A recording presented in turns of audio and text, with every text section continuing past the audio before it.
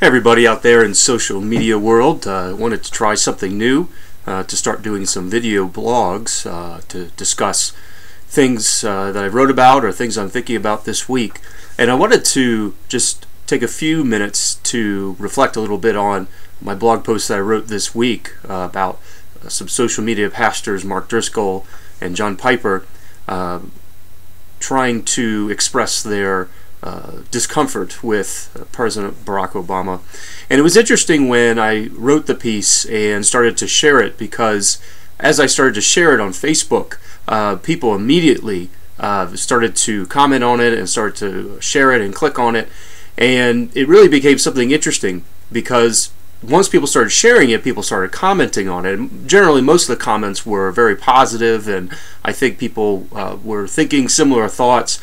But something unusual happened, because as soon as I started sharing it on Twitter, I included Rachel Held Evans and others, and all of a sudden people started really reading it, because once Rachel shared it on her Twitter feed, all of a sudden it just exploded and started getting thousands and thousands of hits on it. So Rachel, thank you for that.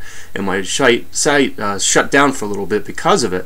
But then some other people started to take note of it, and Kate Shellnut, Christianity Today blogger, noticed it and shared it on their Gleanings blog. But I think probably the most interesting reactions were some of the people who didn't agree with what I said. Some people thought that I was someone who was doing the same thing that Mark Driscoll was doing by calling them out as they were calling the president out, that they thought maybe it was unfair. And I think I wanted to create a little bit of a difference here, that I think there's a difference between being critical of someone personally and setting that aside, and there's a difference between being critical of what people say.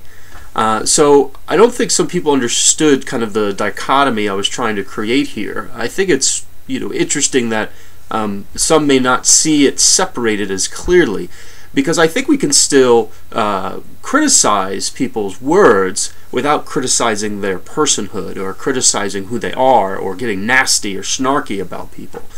And so I wanted to hear what you thought. Did you think my blog post went too far, or was too critical, or that I didn't really criticize Driscoll's words, but I criticized him? So I'd like to hear from you. So please comment, please respond. If you have a blog post, please share it, and I'll put it up this week. And happy blogging and happy commenting.